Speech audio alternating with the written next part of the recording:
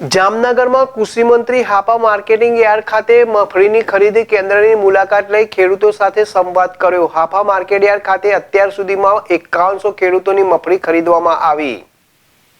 જાન્યુઆરીમાં કૃષિ મંત્રી રાઘવજીભાઈ પટેલે જામનગરના હાપા માર્કેટિંગ યાર્ડ ખાતે આવેલ ટેકાના ભાવે મગફળી ખરીદ કેન્દ્રની મુલાકાત લીધી હતી અને ખેડૂતો સાથે સંવાદ કર્યો હતો। આ મુલાકાત દરમિયાન મંત્રીએ જણાવ્યું હતું કે રાજ્ય સરકાર દ્વારા ખરીફ પાકોની ટેકાના ભાવે ખરીદી કરવાનું સુદૃઢ આયોજન કરવામાં આવ્યું છે। હાપા માર્કેટિંગ યાર્ડ ખાતે સરકાર દ્વારા ચાલી રહેલ ટેકાના ભાવે મગફળીની ખરીદીમાં અત્યાર સુધી 5100 ખેડૂતોની મગફળી ખરીદવામાં આવી છે।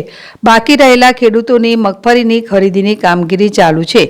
એક ખાતેદાર ખેડૂત પાસેથી સરકાર દ્વારા 200 મણ મગફળી ખરીદવામાં આવે છે અને બજાર ભાવો કરતાં એક મણના 300 થી 350 રૂપિયા વધુ આપવામાં આવતા ખેડૂતો ખુશ છે અને ખરીદ પ્રક્રિયાથી સંતોષ વ્યક્ત કરી રહ્યા છે। જગતના તાતને તેના પાકના પોષણક્ષમ ભાવો મળે તે વડાપ્રધાન નરેન્દ્રભાઈ મોદીનો હેતુ છે અને ટેકાના ભાવે પાકોની ખરીદ પ્રક્રિયાથી આ હેતુ સિદ્ધ થઈ રહ્યો છે।